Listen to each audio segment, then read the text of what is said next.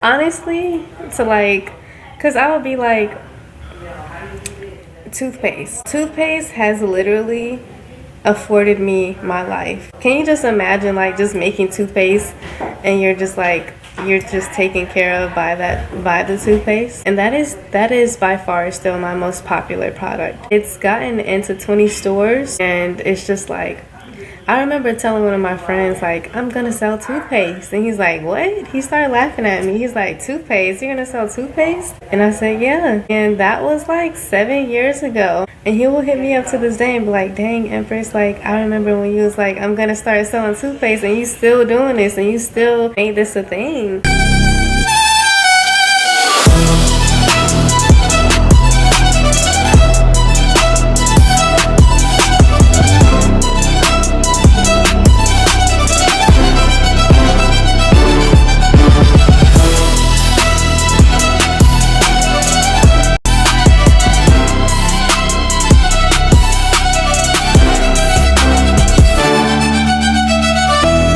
Okay. Hi, Empress. My name is Ashley, and today I'm going to be your host. And before we even get into the interview at all, I just wanted to know a little bit about you so that all the viewers watching are not like totally oblivious unto who we're speaking to right now. That sounds awesome. Thank you so much, Ashley, for having me. It's such a pleasure to be here. Thank you. So, where are you from? How old are you? And things like that. Just a little bit about yourself. Okay, well, I'm from South Carolina. I'm Okay. 29 years old. And I absolutely love uplifting people, empowering them, and, giving them a solid foundation that they can lay their roots down on. I think it's important for people to really strip away, and unlearn to relearn just how could I say, the truth of life. A lot of things in the world, there's just a lot of facades out here. So I just really love pushing the truth, honestly. Okay. That's really nice to hear. I heard you said something about like unstripping and relearning. If you had any tips about that, like what would you give? Because I know unstripping a habit that you're very used to could be very hard. So if you had viewers out there like wondering like how would they start with that, where would you recommend them like to be their first step? I would say start with a goal. Have a goal in mind and then write the steps that it's going to take for you to get to that goal. Okay, so if that's to lose weight, if you want to lose 10 pounds within a month, then some goals you would do is like stop eating meat, stop eating starch, stop drinking a lot of sodas and sugary drinks, maybe go to the gym. So you would write out your daily plans with doing that. So every day I'm going to eat a salad, I'm going to have smoothies, and I'm going to take these herbs. So have a plan, have a goal, write a plan for the goal, and execute it. Okay. Who were you before Isha Essence existed, and what was happening in your life when the idea first came to you? So before Ishah Essence, I was already deeply immersed in healing work, studying herbs, energy, and self-mastery while navigating my own personal transformation. I was in a season of unlearning, Uh, bad habits that I had and just relearning to align. So the idea didn't come to me as a sudden download. It actually emerged naturally. For example, like I started my company with my toothpaste. It's very, very popular. I've sold thousands and thousands of tubes. It's a toothpaste. It's called Caverse. It reversed my cavity in 2 weeks. So that's what my whole company started with. And so I remember driving and I looked at my tooth and it was like a black spot there. And I was like, this is a cavity. And so the same night I went home and I formulated the formula and I used it. And every day I used it, I'm like, the cavity looks like it's getting smaller. And so within 2 weeks, it was completely gone. And, I'm not sure if you've ever had a cavity, but it's not fun, especially not having to go to the dentist and, getting a fill-in. So after that, the craziest thing happened. The universe speaks to you. Okay. So I started meeting people who was like, tooth has been hurting. I'm talking about complete strangers. And they would just be like, oh, my tooth is hurting. And, I'm like, okay. So from there, I was like, I have something that can help you out. And so that's when I got the idea to actually start selling Catverse, and that's what I did. And that was a really like good idea. Not only did it benefit you, but it could benefit a lot of others. And to go based off that, when you were having the cavity and you were going through that time period in your life, how did you put together the products and how did you figure out what would work with what to help you in that situation? Say just research, just research and just seeing like what all natural products and organic products, can solve this problem. So, I am pretty big with problem solving. And if you look at my store, I do sell a lot of different products like colon cleanses, parasite cleanses, blood cleanses, hair growth capsules, and just, different problems that people come about in their regular daily life. I just like to help people solve those problems. So that's how I came up with it. That's really nice. You brand yourself as Empress. Was the confidence always there, or did the entrepreneurship pull that out of you? So my name is Empress, and, I don't know. I've always been very different. I've only had one job my whole life. And so having the confidence, I would say having the confidence, was much harder than having or than getting other people to be confident in me, because I guess I naturally exude this elegance that people admire when they meet me.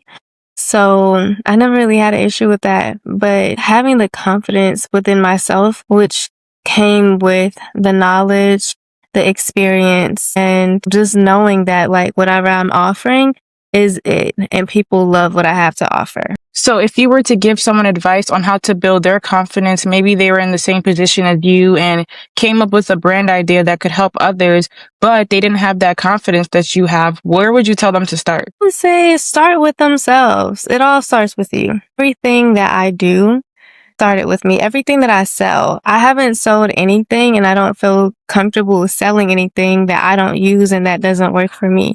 You know what I'm saying? Having that integral aspect is big for me. But when you start with yourself, learn what you like, learn what works for you, learn who you are. That plays a role into helping you find your niche, and once you find your niche, like every day try to excel in doing that. It's called the snowball effect. You know what I'm saying? As you're rolling down the snowball, it gets bigger and bigger and bigger, and so there's gonna always be achievements along the way. Some people, they're just all about like, oh, I have an achievement here and I have an achievement here. But if you're just being consistent in it, you don't have to worry about the achievements because the achievements will be there automatically. Yeah. So you said something about the niche. Is this has been something like holistic healing, been something that's in your family, or did you like do research on your own and develop that for yourself as you got older? I'm the black sheep of my family. I'm the only one. I've been vegan for 10 years. So I've been plant-based since I was like 20.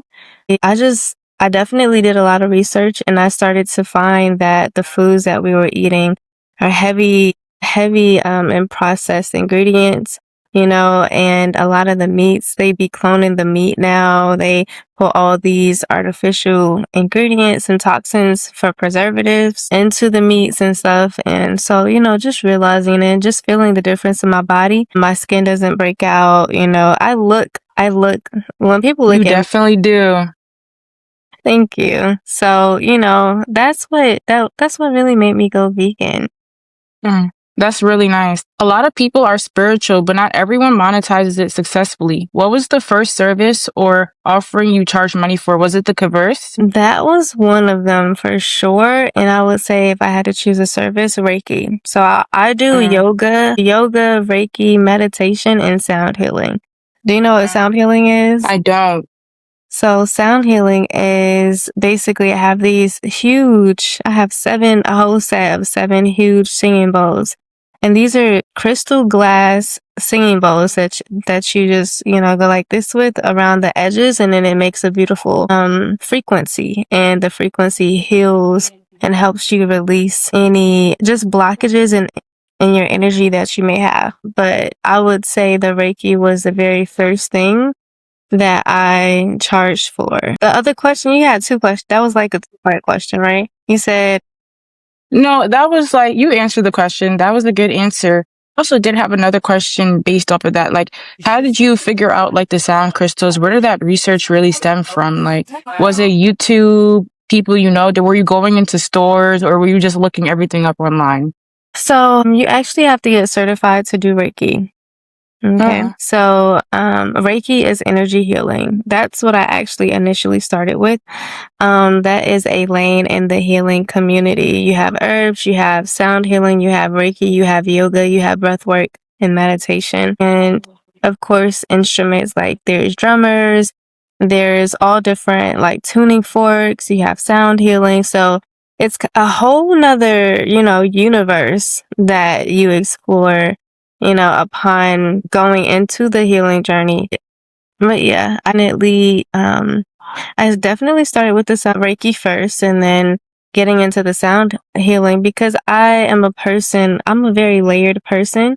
So I'm not superficial. I like to know the layers of healing. I like to go into each world and see what it's about, see if it helps me out. If I absolutely love it, I'll do it for others. So, like, for example, when I have my sound healing events, I'm doing yoga, I'm doing breath work, I'm doing meditation, and I'm doing sound healing. So they're not just getting one thing from me, and a lot of my products, mostly all of my products are multi-purpose. If you get the hair growth capsules, of course you're gonna get, cause it's all my hair. Like you're gonna uh, get the growth, but you're also going to get hair, skin, and nails just in the hair growth capsules. You're gonna get a cognitive boost as well. So with me, it's always more than what you might think it is. that's amazing. So moving on to the next question, how did you price your work in the beginning? Was it intuition, research, trial or error, or like did you use all of the above to like pick it out all in one? So I definitely when you're talking about products, you have to because it costs money. The ingredients cost money. You know what I'm saying? So definitely, it's the ingredients, the cost of the ingredients, what it takes to actually make the product. And then I always adjust from there if I feel like it needs to be more or less, depending on the labor. It's so many facets: ingredient costs, packaging costs, the labor, the time of the labor. You know what I'm saying? So those are four different aspects right there that you, as a business owner, have to make sure that you're keeping in mind. But yeah, as far as the services, um, a lot of people will put a lot of thought into something that it's already made. It's already made for us. Like, um, people already get these healing services. You know what I'm saying? So another thing that I always recommend people to do is to do the research. How much do people typically charge for this service? No, and then that helps you to choose like if this is what you want to do or not. And another thing I always tell people, don't think it's too much because who is for you will come and get the product. You do not have to beg people like, cause I'm a vendor. So every year I'm out there and I'm selling my products to the community. I have customers who come and be like, okay, I want this, and this, spend over $100 right then and there. They just walked up. I didn't have to explain anything to them. They knew what they wanted and they got it. Some people, they'll come up and then they'll ask me about every single product and then don't even buy anything, you know? So charge your worth and don't be afraid to charge your worth. That's nice to hear because I definitely do understand, like, the price of the consumer and like the supply and demand. So you have to have the supply and the demand at the same time. But also, I don't think you should be undercharging. So that is good that charging your worth. And I feel like that's good, like, knowledge for other small business owners to know too. But in the beginning, did your friends and family support you immediately, or was it something that you had to like prove to them before they came around? Honestly, because I have like four other siblings, so and my mom, but I don't know. I feel like It's not a thing about them having, I don't know. I just feel like all of us have been so distant, you know what I'm saying? So it's not a thing of me having their support. I pretty much have just had to rely on the confidence within myself and like, I know I want to do this and I'm going to do this, you know, I want to help people in these ways, you know, and so that's really been my thing.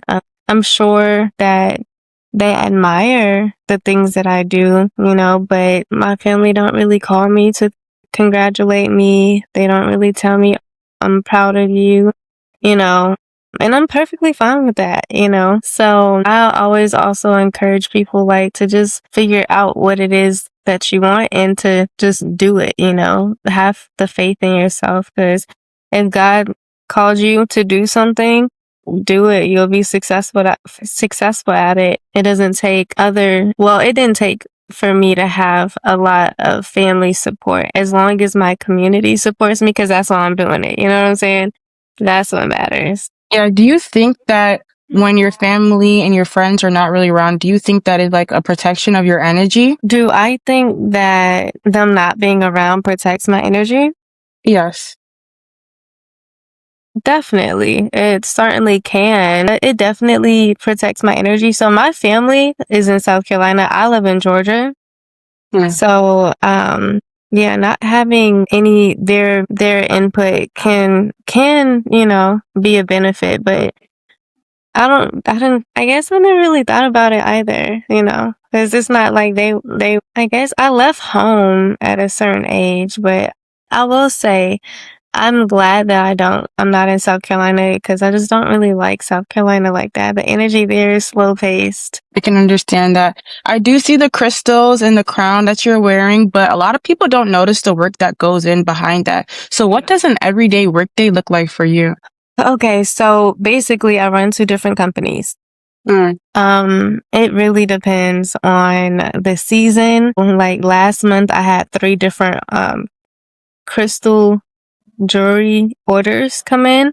So I was spending hours, you know, making crowns and things of that nature, crystal shopping and stuff like that. So it just depends. When I'm in production, then I'm spending the days making products, making covers, making different oils, making different pills and things of that nature. If I doing my credit repair clients and my classes, then I am on the computer. I'm heavy on the computer.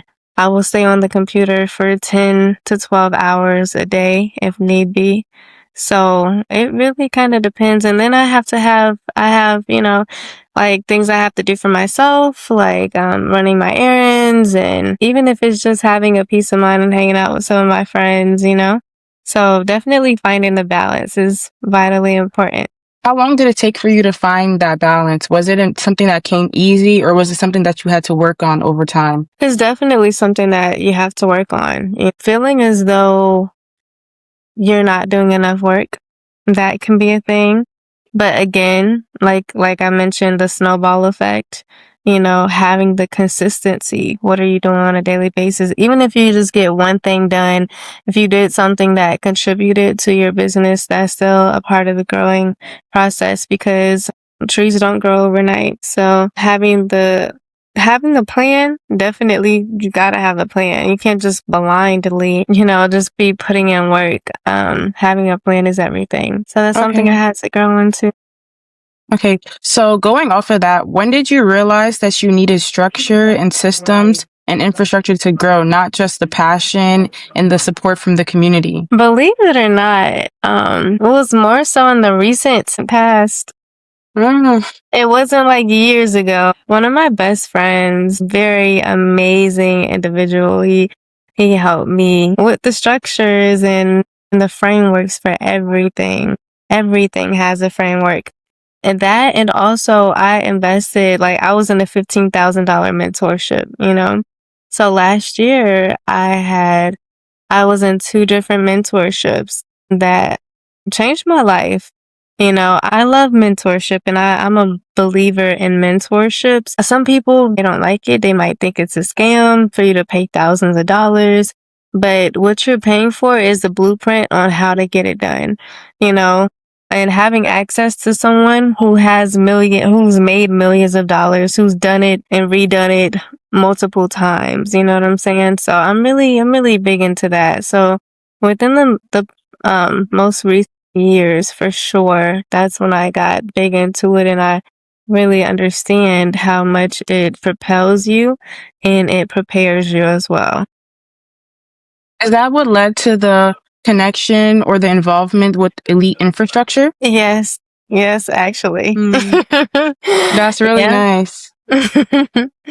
Yeah, because I've been doing Isha Essence for like the past 7 years, and also realizing I don't know if how much you know about the spiritual community, but from my experience, I would say a lot of people in the spiritual community, they'll be woke and broke, but a Mm. lot of people in the finance, cause like I go to $1 million events, you know what I'm saying? To where it's like a whole bunch of millionaires in there. You gotta spend a couple $100s to be at these events. And so realizing like there's not many vegan people probably out of all the events that I've been to, those types of events, I've only met one, maybe two vegan people that's been at these events. So it's like I'm seeing all these wealthy, rich men, and just men and women, of course, but they're not vegan, they're not plant-based. And why that matters so much for me is because, you know, it's some people might think I'm shallow, but it's a chemical thing. This goes into biology and chemistry because I've spent all this time cleansing my body, detoxing my body. But, when they're eating the things that I don't eat, their whole anatomy is made up of what they're eating, you know what I'm saying? And so like the mixing of the DNA that's a thing for me, And Yeah.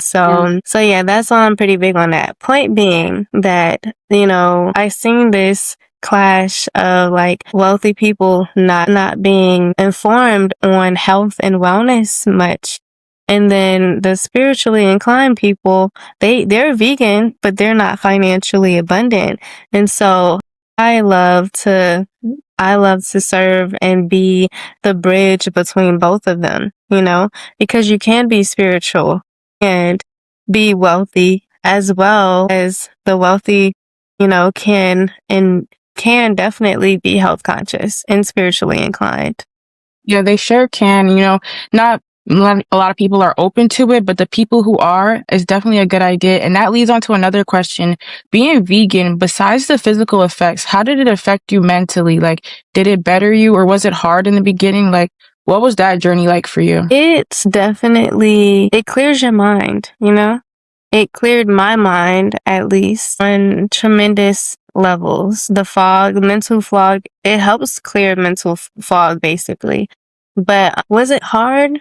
I remember I used to model. I went to New York, actually, and I modeled in New York for New York Fashion Week, I believe. And that's when I was going vegan. And at that time, I was just eating like, I'll go to Popeyes and just have some rice and some beans, starches it was definitely not healthy, but I basically had to teach myself how to be vegan because there's definitely the wrong thing to do. Well, definitely the wrong thing to do is just to eat starches and to not take any herbs and stuff, but I don't think it was hard because I knew why I was doing it. And so it was really just on more adjusting to it. So yeah. Yeah. So for the people who are vegetarian, how do you think what is the difference between being a vegetarian and a vegan, and how do you think they should go about making that change? The difference between vegetarianism and veganism is vegetarians eat animal byproducts. So like they drink milk, they eat cheese, they do the whole dairy thing. They just don't eat meat. So the only thing they would have to do is to eat plant-based cheese, to just stop eating and drinking dairy, which it sounds easier said than done. But when you realize that there's so many products that have dairy in them, it's crazy, you know. Yeah. For For entrepreneurs watching this, what's one business mistake you made early that taught you a lesson the hard way? Okay. I would say I'm gonna bring this back to mentorship. Invest in yourself by investing in someone who's already done it. That will help you propel your business so much faster. That will help you and save you from a lot of mistakes as well. Because say if you wanted to set up a business and I'm telling you like, you know what, I'll help you. Just give me like $500. I'll help you set up your business the right way. You investing $500 can save you from having to restart your company. It can help you know how to get funding, because say 10%, when I get people funding, I'll get 10% from their business funding. Some people might not want to spend that, but if I'm getting you $50,000, $100,000, that's money that most people don't know how to get themselves. You know what I'm saying? So people are afraid to spend the money. Don't be afraid to spend the money when it comes to your betterment, your knowledge, and your wisdom. People will spend a couple $100s on a pair of shoes. You know what I'm saying? People will spend hundreds of dollars on food every month, and so it's like we need to stop just blindly spending money on things that don't serve our best good. Like we spend a whole bunch of money on food that's killing us. You know what I'm saying? But when it comes to like, it's too expensive to be vegan. You know what I'm saying? But yeah, that's a whole nother topic. Okay, so I know you were talking about mentorship and that investment. Like, how did you feel? Did you make an investment starting your business, or was this something that you had to learn on your own? Did I make an investment starting my business? It's like an investment as in like, did you invest in getting a mentor for yourself? I did. I was on a $15,000 mentorship. Yeah. I put down $5,000 and I cried. I had never spent that much money on just okay, here you go. I've never done that. And, but one thing I did know was that I wanted change and I wanted to see a large ROI, which I got. Once you get skills, these skills can never be taken away from you. Having and learning skills is much better than somebody just giving you some money for the time being. Learn the skills, increase your value, because your value is everything. That's what people are buying. When people buy something from you, they're buying the knowledge of it and how it makes them feel afterwards. So, how do you protect your energy while still running a business that requires access to you and also gives people access into your daily life? I would say that I definitely meditate and I definitely take care of my body. And also I compartmentalize as well. When I go in with a certain intention, I get what I need to get done, and then I exit it, gracefully.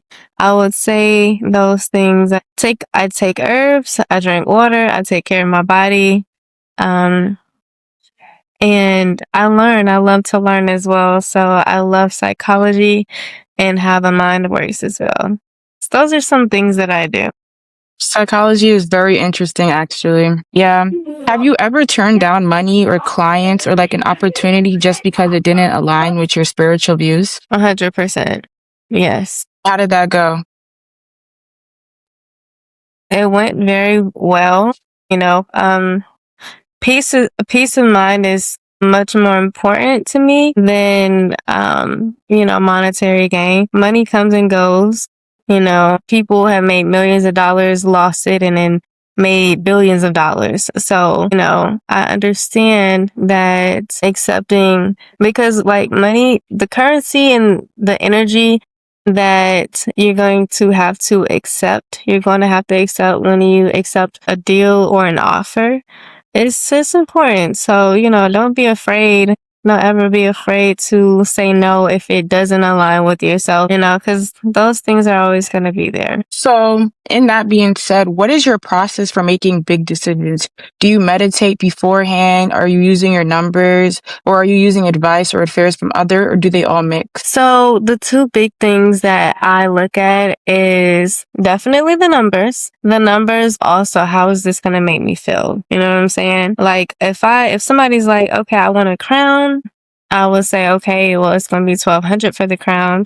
And I know that if I accept this order, I'm going to have to go crystal shopping. I'm going to have to invest maybe about a week's time or more. I'm going to have to constantly be building this crown in my mind before I actually manifest it. So like, I have to know, like, is this a good time for me to accept this offer?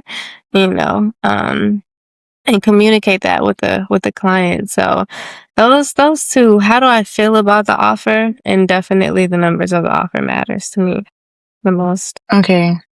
So basing around like the growth of your business and like confidence as you got more confidence, like working and selling products to customers, when did you really say to yourself or realize, okay, well, this is working well for me? Honestly, because I would be like, toothpaste. Toothpaste has literally afforded me my life. Can you just imagine like just making toothpaste and you're just taken care of by the toothpaste, And of course, there's other things that I sell, but to just know, like, because that's the very first thing I started with, and that is by far still my most popular product. It's gotten into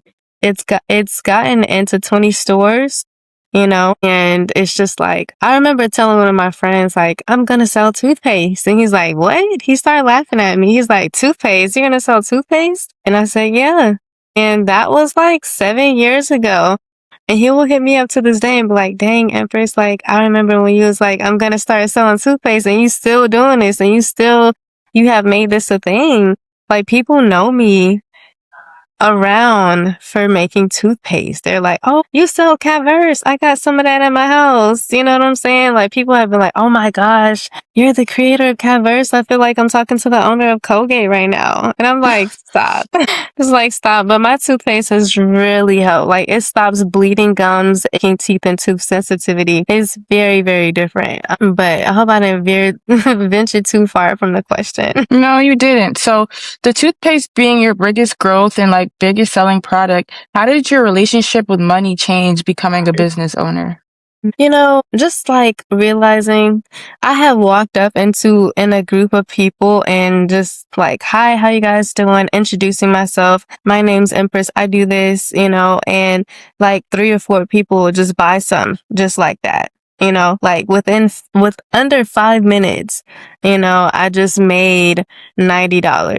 You know what I'm saying? And so realizing that having a job is like, people are literally getting paid $15 an hour, $20 an hour.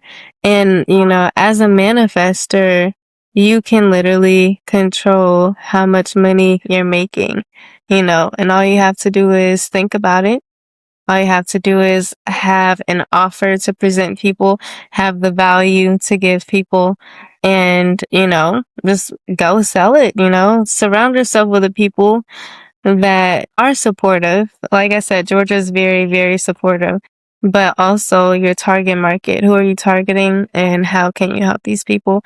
Because everybody has a problem. And if you can solve a problem, you're in the game. That being said, do you feel like your success is based off you being spiritually and mentally aligned with yourself? Or do you feel like you would have had the same success even if you weren't into the spiritual realm? I would definitely say alignment, because being unhappy, I've tried working a job and it was like very miserable and I couldn't be happy with it because I know like I'm not supposed to be doing this. And first of all, I don't even like I don't like for people to tell me what to do.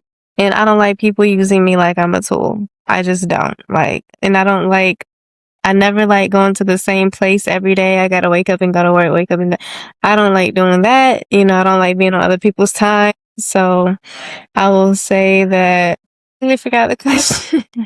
I'm sorry. Well, does being spiritually aligned with yourself, like mentally and physically, help benefit in your success? Or was it more like you feel like you would have had the same success even if you weren't into the spiritual realm? Mhm. Yeah, so with that being said again, you know, doing those things that I didn't like definitely threw me off alignment with myself. And, I love doing what I do. I love being able to choose, like, what do I need to do today? Do I need to be on a computer? Do I need to be in production? Things of that nature. So I love being in alignment with myself and watching myself grow in that.